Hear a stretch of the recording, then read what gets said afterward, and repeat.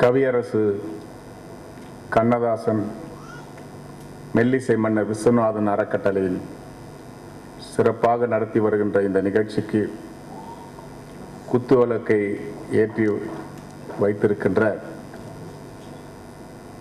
திருவண்ணாமலை தீபமாகவும் அறக்கட்டளையின் ஒளிவிளக்கை ஏற்றி வைத்திருக்கின்ற டாக்டர் குமாரராணி மீனா முத்தையா அவர்களே, வரவேற்புரை ஆற்றி அமர்ந்திருக்கின்ற இசை உலகத்தின் இமயம், நாங்கள் மதித்து போற்றுகின்ற மெல்லிசை மன்னர் விஸ்வநாதன் அண்ணன் அவர்களே, தீர்க்க தரிசனமாக அண்ணன் விஸ்வநாதன் அவருடைய தாய் தந்தையர் என்ன நினைத்தார்களோ தெரியாது, பிறந்த உடனே அவருக்கு விஸ்வநாதன் என்ற பெயரை வைத்திருக்கிறார்கள். நாதத்திலே அவர் சக்கரவர்த்தியாக வருவார், நாதத்திற்கு அரசராக வருவார் என்று அவர்கள் உணர்ந்து அந்த பெயரை வைத்திருக்கிறார்கள். அவருக்கும் விருந்தினர்களுக்கு மரியாதை செய்து அமர்ந்திருக்கின்ற திரையுலகத்தின் முடிசூடா மன்னர் ஏவிஎம் அவருடைய புகழுக்கு புகழை சேர்த்து கொண்டிருக்கின்ற, பெருமைக்கு பெருமை தேடி தந்து கொண்டிருக்கின்ற அவரது புதல்வர் ஏவிஎம் சரவணன் அண்ணன் அவர்களே, அண்ணன் ஏவிஎம் சரவணன் அவர்களை பற்றி நான் இங்கு குறிப்பிட்டாக வேண்டும். ஒரு மனிதன் எப்படி வாழ வேண்டும், எப்படி நடந்து கொள்ள வேண்டும், எப்படி பழக வேண்டும், எப்படி அன்பு, அடக்கம், பாசம், பணிவு இவற்றிற்கெல்லாம் ஒருவரை உதாரணம் காட்ட வேண்டும் என்று சொன்னால் அது அண்ணன் ஏவிஎம் சரவணன் ஒருவரை காட்டலாம். மனிதனுக்கு இலக்கணமாக வாழ்ந்து கொண்டிருக்கின்றவர். இமயமலை அடிவாரத்திலே இருந்து கீழே இருந்து நாம் பார்த்தோமானால் அங்கே இருக்கின்ற இமயமலையினுடைய வெண்மையான பணிகள் தான் தெரியும். ஏவிஎம் நிறுவனமும் அப்படித்தான், ஏவிஎம் சரவணன் அவர்களும் அப்படித்தான். நாம் இருந்து மேலே பார்த்து கொண்டிருக்கின்ற அதிசயத்தக்க உயர்ந்த மனிதர்கள். அவர் எவரெஸ்டை போல, இமயமலையை போல உயரத்திலே இருந்தாலும் கங்கை நதி எப்படி கரைந்து அந்த வெண்பனிகள் இமயமலையிலே இருந்து கரைந்து நம்மை குளிராக்க வருகிறதோ, கங்கை நதியாக வருகிறதோ, அப்படித்தான் அன்பாலும் பாசத்தாலையும் எல்லோரும் அரவணைக்கக்கூடிய பண்பாளர் தான் அண்ணன் ஏவிஎம் சரவணன் அவர்கள். அவருக்கும் என்னுடைய வணக்கத்தையும், எனது இனிய நண்பர் கிருஷ்ணா ஸ்வீட்ஸ் உரிமையாளர் முரளி அவர்களுக்கும், பண்பின் சிகரம், பெருந்தன்மையின் உருவம், இயக்குனர் மாமணி அண்ணன் எஸ்பி முத்துராமன் அவர்களுக்கும், கிட்டத்தட்ட 1000 படங்களுக்கு மேல் நடித்து புகழ்பெற்று உலகத்திலே ஒரு மிகப்பெரிய வரலாற்றை படைத்து கொண்டிருக்கின்ற ஆட்சி மனோரமா அக்கா அவர்களுக்கும்,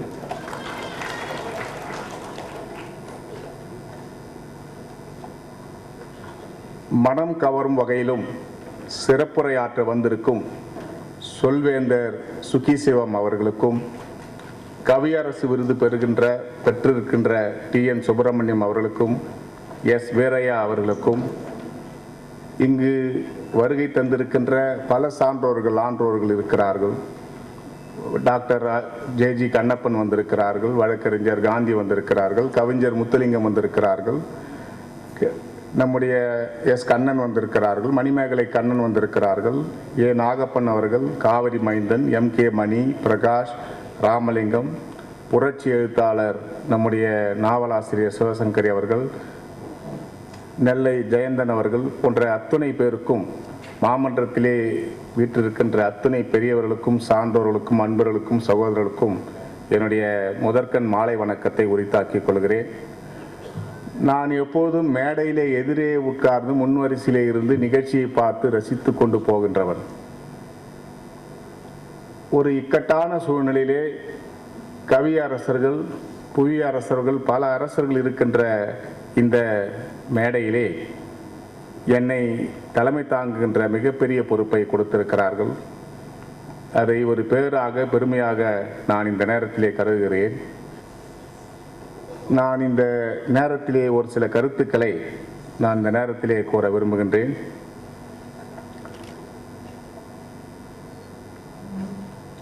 பொதுவாக அரசியல் மேடை, சட்டமன்றம், நாடாளுமன்றம், கல்வியாளர்கள் கூட்டம் அல்லது கல்லூரி கூட்டம், பல்கலைக்கழக வளாக கூட்டங்கள், இவையெல்லாம் என்னால் பேச முடியும். அறிஞர்கள் சபை என்று சொன்னாலோ, சான்றோர்கள் சபை என்று சொன்னார்களோ, தமிழ் அறிஞர்கள் என்று சொன்னாலோ, இலக்கியவாதிகள் மேடைகள் என்று சொன்னாலோ நான் கொஞ்சம் ஒதுங்கி இருப்பேன். அப்படிப்பட்டவனை என்னை அழைத்து இங்கு வந்திருக்கிறார்கள். நான் இந்த அறக்கட்டளைக்கு என்னால் முடிந்த உதவிகளை நான் செய்ய வேண்டும் என்று முடிவெடுத்து இந்த கண்ணதாசன் விஸ்வநாதன் அவர்களுடைய பெயராலே அமைந்திருக்கின்ற அறக்கட்டளைக்கு 1,00,000 ரூபாய் நன்கொடையாக இதை அளிக்கிறேன். அன்போடு அதை பெற்றுக்கொள்ள வேண்டும் என்றும், இனி ஒவ்வொரு ஆண்டும் யாருக்கு நீங்கள் விருது கொடுக்கிறீர்களோ அந்த விருது கொடுக்கின்றவர்களுக்கு எம்ஜிஆர் பல்கலைக்கழகம், எம்ஜிஆரும் இந்த கலை உலகத்தில் இருந்து வந்தவர் தானே, அவர் பெயராலே அமைந்திருக்கின்ற பல்கலைக்கழகத்தின் சார்பில் ஒவ்வொரு விருது பெறுகிறவர்களுக்கும் 25,000 ரூபாய் பணமுடிப்பு இனி ஒவ்வொரு ஆண்டும் கொடுக்கப்படும் என்பதையும், அதையும் அண்ணன் MSV அவர்கள் பெருந்தன்மையோடு பெற்று தர வேண்டும் என்பதையும் இந்த நேரத்திலே நான் சொல்ல கடமைப்பட்டிருக்கிறேன். உச்சத்தோடு தான் உங்கள் மத்தியிலே நின்று கொண்டிருக்கிறேன். மாபெரும் தூண்களை கொண்ட மாணிக்க மண்டபமாக திகழ்கின்ற இந்த அறக்கட்டளை கவியரசரும் நம்முடைய இசையரசரும் எவ்வளவு இனிய நண்பர்கள் என்பதை இந்த அறக்கட்டளையே ஒரு எடுத்துக்காட்டாக இருக்கிறது. கவியரசர் உடல் என்று சொன்னால் இசையரசர் உயிராக இருந்தார்கள். இசையரசர் உடல் என்று சொன்னால் கவியரசர் உயிராக இருந்திருக்கிறார்கள். இருவரையும் பிரிக்க முடியாத நண்பர்களாக, சகோதரர்களாக, கலைத்தாயின் தமிழ்த்தாயின் தவ புதல்வர்களாக நமக்கு கிடைத்த மிகப்பெரிய பொக்கிஷங்கள் என்பதை இந்த நேரத்திலே நான் சொல்ல கடமைப்பட்டிருக்கிறேன்.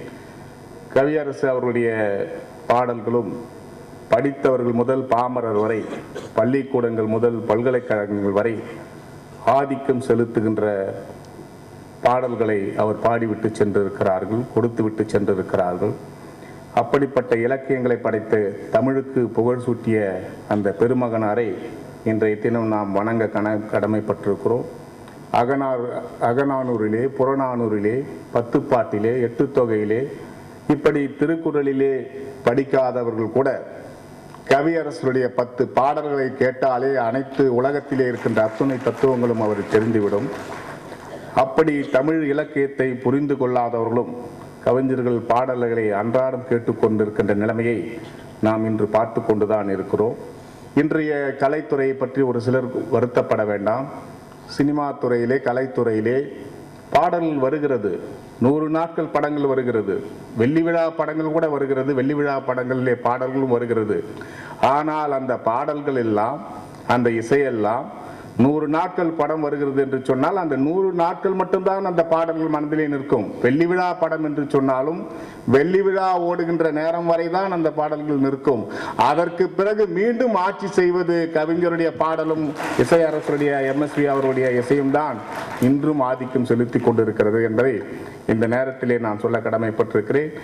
ஐயா MSV அவர்களே, ஐயா கண்ணதாசன் அவர்களே, தமிழ் உள்ளவரை, இசை உள்ளவரை, உலகம் உள்ளவரை உங்கள் பாடல்கள் யாரும் யாராலையும் அழிக்க முடியாது என்பதை இந்த நேரத்திலே நான் சொல்ல கடமைப்பட்டிருக்கிறேன்.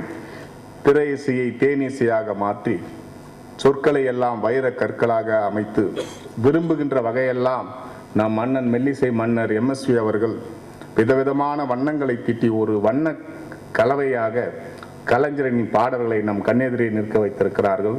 அவருக்கு கோடான கோடி நன்றி சொல்ல வேண்டியது நம்முடைய கடமை அல்லவா? ஆகவே இது நன்றி சொல்லக்கூடிய கூட்டமாக கூட MSV அவர்களுக்கு நாங்கள் எடுத்துக்கொள்கிறோம். இன்றும் அனைத்து வீடுகளிலேயும் 25 வயதுக்கு உட்பட்டவர்கள் வேண்டுமானாலும் தொலைக்காட்சியிலே எதையோ பார்க்கலாம். 25-30 வயதிற்கு மேற்பட்டவர்கள் இன்றும் தொலைக்காட்சியை தேடி தேடி பார்ப்பது, அமுதகானம் எங்கே இருக்கிறது, இசைஞானம் எங்கே இருக்கிறது, தேனிசை எங்கே இருக்கிறது, பழைய பாடல்கள் எங்கே இருக்கிறது என்று கேட்டு தேடி தேடி பார்க்க வேண்டிய நிலைமை. நான் 2 முறை மலேசியா சென்றிருக்கிறேன், லண்டன் சென்றிருக்கிறேன், பாரிஸ் சென்றிருக்கிறேன். எல்லாருடைய கார்களிலேயும் இன்றும் ஒலித்து கொண்டு இருப்பது ஐயா MSV அவர்கள் நீங்கள் போட்ட இசைதானே, கவிஞர் அவர்கள் கொடுத்த அந்த பாடல்கள் தானே இன்றும் பாடிக்கொண்டு இருக்கிறது. மலேசியாவிலே, சிங்கப்பூரிலே உங்களை பொக்கிஷமாக ஒரு ஆல்பமாக ஒவ்வொரு வீடுகளிலேயும் இருக்கிறது. ஏன் தமிழகத்தில் கூட லட்சக்கணக்கான வீடுகளிலே இன்னும் கண்ணதாசனுடைய பாடல்களும் MSV அவருடைய இசையமைத்த செய்திகள்லாம் தொகுப்புக்கெல்லாம் இன்னும் இருந்து கொண்டுதான் இருக்கிறது. ஆகவே இது 100 ஆண்டு ஆன 200 ஆண்டு ஆனாலும் காலத்தால் அழிய முடியாத நீங்கள் இந்த நாட்டிற்கு தந்திருக்கிறீர்கள் என்பதை நான் இந்த நேரத்திலே சொல்ல கடமைப்பட்டிருக்கிறேன். அவர் இங்கு வரவேற்புரையிலே சொன்னார்கள் பல கருத்துக்களை, பல பாடல்கள், அவர் கிட்டத்தட்ட ஆயிரக்கணக்கான பல்லாயிரக்கணக்கான பாடல்களையும் தத்துவங்களையும் நூல்களையும் எழுதிட்டு சென்றிருக்கிறார்கள் கவிஞர் அவர்கள். ஒரு சில பாடல்கள் மட்டும் ஒரு வரியிலே கூட ஒரு இலக்கியத்தை, ஒரு ஓமையை சொல்லிவிட்டு சென்றிருக்கிறார்கள். பல பாடல்கள், ஆறு மனமே ஆறு, அந்த ஆண்டவன் கட்டளை ஆறு, அந்த 6 கட்டளை ஒரு மனிதனை, ஒரு பக்குவம் இல்லாத மனிதனை கூட அந்த 6 கட்டளையின் மூலமாக ஒரு மனிதனாக, ஒரு தெய்வ மனிதனாக மாற்றும் என்பதை அந்த 6 கட்டளையிலே சொல்லி இருக்கிறார்கள். அதே போல சட்டி சுட்டதாடா கை விட்டதடா, எப்படிப்பட்ட பாடல்கள். ஒளிமயமான எதிர்காலம் இன்றும் உருக்கமாக நம்முடைய நெஞ்சிலே இருக்கின்ற பாடல்கள். தங்கத்திலே ஒரு குறை இருந்தாலும் தரத்தினிலே குறைவதுண்டு. அந்த பாடல்கள் எல்லாம் என்ன தேனிசை, எப்படி. அச்சம் என்பது மடமையடா, அஞ்சாமை என்பது திராவிட உடமையடா. எவ்வளவு உணர்ச்சி பக்க பாடல்கள். அண்ணன் என்னடா, தம்பி என்னடா, அண்ணாவிடம் காஞ்சியிலே கோபித்து கொண்டு வந்து எழுதிய பாடல் என்று நினைக்கிறேன். நான் சொன்னதை செய்வேன், செய்வதை சொல்வேன் என்ற பாடல்கள். பறவையை கண்டான் விமானம் படைத்தான், எதனை கண்டான் மதம் தன்னை படைத்தான், கேட்டது கொடுப்பவனே கிருஷ்ணா கிருஷ்ணா போட அந்த பாடல்கள். வீரர்கள் வாழும் திராவிட நாட்டை வென்றவர் கிடையாது, வேலும் வாளும் தாங்கியவர்கள் வீழ்ந்ததும் கிடையாது என்று நம்முடைய தமிழ் வீர வரலாற்றை அழகாக சொல்லிவிட்டு சென்றிருக்கிறார்கள். உன்னை அறிந்தால், நீ உன்னை அறிந்தால் உலகத்தில் போராடலாம். இப்படிப்பட்ட பாடல்கள் எல்லாம் 40 ஆண்டு காலத்திற்கு முன்பு, 45 ஆண்டு காலத்திற்கு முன்பு எழுதப்பட்டது. இன்றும் பாடிக்கொண்டிருக்கிறோம், இன்றும் கேட்டுக்கொண்டுதான் இருக்கிறோம். 40 ஆண்டு ஆனாலும் 400 ஆண்டு ஆனாலும் 4000 ஆண்டானாலும் உங்கள் இசையும் கவிஞருடைய கவித்திறனும் கவியினுடைய படைப்பும் உலகத்தால் மாறாது, மழியாது. மண்ணில் வரை உலகம் உள்ள அளவை நிச்சயமாக இருக்கும் என்பதை இந்த நேரத்திலே சொல்ல கடமைப்பட்டிருக்கிறேன். அவர் தீர்க்க தரிசனமாக முடிவெடுத்து தான் ஒரே ஒரு கருத்தை அவர் சொல்லிவிட்டு சென்றிருக்கிறார்கள். எவ்வளவு தைரியமான மனிதர் என்பதை பாருங்கள், எவ்வளவு குழந்தைத்தனமான மனிதர் என்பதையும் பாருங்கள். நான் நிரந்தரமானவன், அழிவதில்லை, எந்த நிலையிலும் எனக்கு மரணம் இல்லை. ஐயா, 1000 ஆண்டு கூட உங்களுக்கு மரணம் இல்லை. கவிஞருடைய எண்ணம், கவிஞருடைய உருவம், கவிஞருடைய கவிதைகள் உலகத்திலே இருக்கின்ற அத்துணை தமிழ் மக்களுடைய உள்ளத்திலே இருந்து கொண்டுதான் இருக்கும். நீங்கள் வாழ்ந்து கொண்டுதான் இருப்பீர்கள் கவிஞர் அவர்களே என்பதை இந்த நேரத்திலே நினைவுபடுத்த கடமைப்பட்டிருக்கிறேன். ஒரு உண்மையை நானும் சொல்ல கடமை. எனக்கும் பல சோதனைகள் வந்திருக்கிறது, பல சோர்வுகள் வந்திருக்கிறது, பல கலக்கங்கள் வந்திருக்கிறது. அப்போதெல்லாம் நான் என்னுடைய காரில் இப்போது கூட 2 கேசட் வைத்திருக்கிறேன். உன்னை அறிந்தால், நீ உன்னை அறிந்தால் உலகத்தில் போராடலாம், உயர்ந்தாலும் தாழ்ந்தாலும், இது போன்ற பாடல்கள் இருக்கிறது. அச்சம் என்பது மடமையடா, அஞ்சாமை என்பது திராவிடர் உடமையடா போன்ற வீரமிக்க பாடல்களை பார்த்து கேட்டு நான் மனதை தைரியம் படுத்திக் கொண்டுதான் நானும் செல்கின்றேன். ஆகவே இப்படிப்பட்ட பாடல்களுக்கு கவி சிம்மாசனம் சொல்லுவார்களே, கவிஞர் அவர்களே தீர்க்க தரிசனமாக சொல்லி இருக்கிறீர்கள். உங்களுக்கு முன்பும் இப்படிப்பட்ட ஒரு மகா கவி, உங்களுக்கு பின்பும் இப்படிப்பட்ட ஒரு மகா கவி இனியும் பிறக்கவில்லை, இனியும் பிறக்க முடியாது என்பதை நீங்கள் பல தத்துவத்திலே, உலகத்திலே இருக்கின்ற அத்துணை இலக்கியத்திலே இருக்கின்றவற்றை எல்லாம் சாதாரண மக்களும் பாமர மக்களும் படித்து தெரிந்து கொள்ளக்கூடியவை எல்லாம் நேரடியாக கேட்டு வாழ வேண்டிய பக்குவத்தை நீங்கள் இந்த நாட்டிற்கு கொடுத்திருக்கிறீர்கள் என்பதை நான் இந்த நேரத்திலே நினைவுபடுத்த கடமைப்பட்டிருக்கிறேன். அவருடைய வசனங்கள் கூட பாருங்கள். நான் இந்திய ஜனாதிபதி போல சம்பளம் வாங்குகிறேன், ஆனால் இந்தியா போல கடன் வாங்குகிறேன். நம்பினார் கெடுவதில்லை, ஆனால் நான் நம்பிதான் கெட்டு இருக்கிறேன். உண்மையை உடைத்தெறிந்து புரட்சி தலைவர் எம்ஜிஆரிடமும் கோபம்தான், டாக்டர் கலைஞரிடம் கோபம்தான், பேரறிஞர் அண்ணாவிடம் கோபம்தான். குழந்தை போல எதையும் மனதிலே வைத்துக் கொள்ள தெரியாதவர், தூக்கி எறிந்து பேசக்கூடியவர், எதையும் தைரியமாக நின்று பேசக்கூடியவர். அப்படிப்பட்ட உண்மைகளை எடுத்து சொல்லும் போது அவருடைய ஒரு பாடல் இருக்கிறது, என் மகாத்மா காந்தி கூட சொல்லாததையெல்லாம் அந்த பாடலிலே சொல்லியிருப்பார். ஒரு கோப்பையிலே குடியிருப்பு, யாரும் உலகத்திலே சொல்ல முடியாததை அவர் நேரடியாக இந்த மண்ணுக்கு சொல்லுவார். அப்படிப்பட்ட தைரியம் மனம் கொண்டு, குழந்தை மனம் கொண்ட ஒரு அற்புதமான ஒரு மாமனிதர். அவருடைய புத்தகம் ஒரு வரலாற்று சகாப்தங்கள் தான். அவர் எழுதிய அர்த்தமுள்ள இந்து மதம் நான் ஒரு புத்தக உரிமையாளரை கேட்டுவிட்டு சின்ன அதிகமாக புத்தகங்கள் எந்த புத்தகம் சென்றிருக்கிறது. அவர் சொன்னார், கண்ணதாசன் அவர்கள் எழுதிய நம்முடைய இந்து மதத்தை பற்றி எழுதிய புத்தகம் தான் மிக உயர்ந்த அளவிலே, மிக அதிகமான அளவிலே விற்ற புத்தகம் அர்த்தமுள்ள இந்து மதம் தான் என்பதை சொன்னார்கள். அதே போல இயேசு காவியம் என்ற நூலையும் மத நல்லிணக்கத்துக்காக இந்த நாட்டிற்கு கொடுத்திருக்கிறார்கள். ஆகவே அவர் புரட்சி தலைவர் எம்ஜிஆரையும் சாடியது உண்டு, அண்ணாவையும் சாடியது உண்டு, கலைஞரையும் சாடியது உண்டு. ஆனால் புரட்சி தலைவர் எம்ஜிஆர் அவர்கள் ஆட்சி அமைந்தவுடன் அவர் குழந்தை என்பதை தெரிந்து கொண்டு அவரை அரசவை கவிஞராக தமிழ்நாட்டிற்கு அவரை அறிமுகப்படுத்தினார்கள், கௌரவப்படுத்தினார்கள். நான் கூட கடமைக்காகத்தான் செய்தார். அவரால் என்ன டாக்டர் எம்ஜிஆர் அவர்களும் புரட்சி தலைவர் எம்ஜிஆர் அவர்களும் நம்முடைய பத்மஸ்ரீ சிவாஜி அவர்களெல்லாம் அவர்களுடைய வாழ்க்கைக்கு மணி மகுடங்களை சூட்டியவர்கள். அவருடைய வரலாற்றுக்கு, பட வரலாற்றுக்கு மணி மகுடத்தை, வைர கிரீடத்தை சூட்டியவர்களே அண்ணன் எம்எஸ்வி கவிஞர் அவர்கள் தான். அவருடைய பாடல்களுக்கு உயிரை கொடுத்து இந்த நாட்டினுடைய மக்கள் மத்தியிலே அவர்களுக்கு ஒரு நிரந்தர இடத்தை புரட்சி தலைவர் எம்ஜிஆருக்கும் சிவாஜியும் கொடுத்தார்கள் என்று சொன்னால் இந்த ரெண்டு மாபெரும் மாமேதைகளுக்கு அது பொருந்தும். ஆகவே புரட்சி தலைவர் அவருக்கு கொடுத்தது ஒரு கடமைக்காக, அவரால் உயர்ந்தோம், அவரால் நாம் ஒரு பெரிய உன்னத இடத்திற்கு வந்திருக்கிறோம் என்று கொடுத்தார் என்று நினைத்தேன். ஆனால் அவர் அமெரிக்காவிலே கவிஞர் கண்ணதாசன் அவர்கள் ஒரு செய்தி வருகிறது, சட்டமன்றம் நடந்து கொண்டிருக்கிறது, காலை 11 மணிக்கு அளவில் முதலமைச்சர் உட்கார்ந்து கொண்டிருக்கிறார், நான் சட்டமன்ற உறுப்பினர், எல்லோரும் இருக்கிறது. அமெரிக்காவிலிருந்து செய்தி வருகிறது, கவிஞர் காலமானார். அவர் உடனே எழுந்திருச்சு நாவலர் அவர்களை அழைத்து சட்டமன்றம் ஒத்திவைக்கப்படுகிறது, இரங்கல் தீர்மானங்கள் அறிவிங்கள் என்று. இன்னும் இரங்கல் தீர்மானங்கள் அறிவிக்கப்பட்டது. 2 நிமிடமாவது அஞ்சலி முடிந்தவுடன் வேக வேகமாக வந்தார். அமெரிக்காவிலே இருந்திருக்கிறார், வேக வேகமாக போகிறார் என்று. நான் எனக்கு கிடைத்த ஒரு அதிர்ஷ்டம், உடனடியாக நான் போய் ஒரே ஏதோ சொல்ல வேண்டும் என்று அவரிடம் நின்றேன். காரில் ஏறு என்று சொன்னார். நான் அப்போது அவருடைய காரிலே வந்தேன். எங்கே அந்த கார் போகிறது என்று.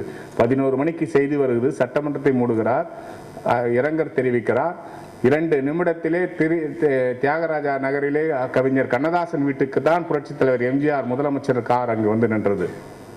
நான் முதலமைச்சர் எம்ஜிஆரை நான் எத்தனையோ கோணத்திலே அவரை பார்த்திருக்கிறேன். ஆனால் அந்த வீடு வந்தவுடன் அவர் இந்த கூலிங் கிளாஸை கழுத்தை துடைக்க ஆரம்பித்தார்.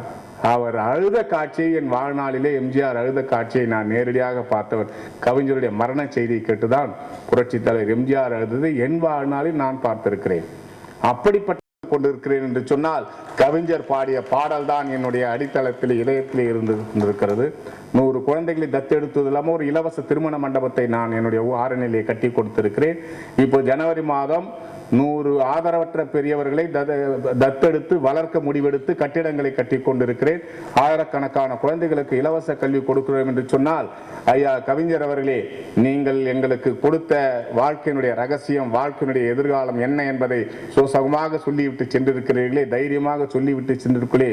உங்கள் பணியிலே நாங்கள் இந்த மக்கள் பணியை செய்வதற்கு உங்களை வழிகாட்டியாக, உங்களை பிதாவாக, உங்களை மாமனிதனாக, தெய்வ பிறவியாக கவிஞர் அவர்களையும் எம்எஸ்வி அவர்கள் பேசும்போது தழுதார்கள். ஐயா அவர்களே, நாங்கள் ஒவ்வொருவரும் ஒவ்வொரு ஆண்டை உங்கள் வாழ்க்கைக்காக தருகிறோம்.